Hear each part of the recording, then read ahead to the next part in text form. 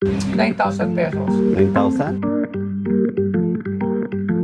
Papatak siya parang 3,000, 3,000, 3,000 isa. Isang hapon ay binisita si Boss Toyo ng dalawang kalalakihan na ito sa kanyang shop kung saan iilan lang yata ang nakakalam ng lokasyon. Paano masabi? Magandang hapon. Ano po yung dala niyo sa amin? Pasok po, lapit po kayo rito. Nanggaling pa sila sa Payatas at dinayo nila si Boss Toyo para ibenta sana ang dala nilang mga lumang barya. Ano kaya ito? Agad naman silang kinausap ni Boss Toyo at kinapitan ng mic. Kolektor po kayo? Hindi.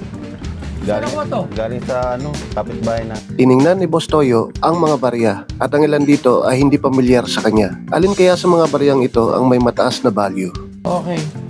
So ito, magkano nyo naman mga binibenta to?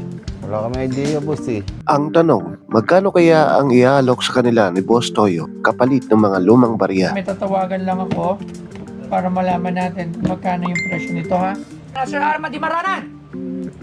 Ang tagal mo sagutin! Hindi, joke lang. Eto, Sir Arman, meron tayong mga coins dito naka-slabs na. Hindi na nagpatumpik-tumpik pa ay agad nang tinanong ni Boss Toyo sa expert kung magkano ang mga lumang barya. Kikita kaya siya ng malaki sa mga ito? 1920 S 50C fine details improperly clean. Magkano to? Yung ganyan mga may annotation tawag dyan eh.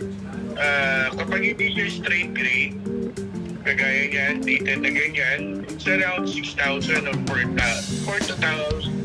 to 6,000. Ay, etong MS64. 1884 na ganyan, 64, it's around 3,500 to 4,000. Ah, mura lang. Uncirculated, authentic, brilliant, uncirculated. Ano to? Oh yes, yung ganyan na lang 500. 500 lang to. 1979, $1. Bakit? Common fee. Oh, common. Common fee and isang month coin. Ito rin, Susan B. Anthony Dollar. Same thing din, 1999.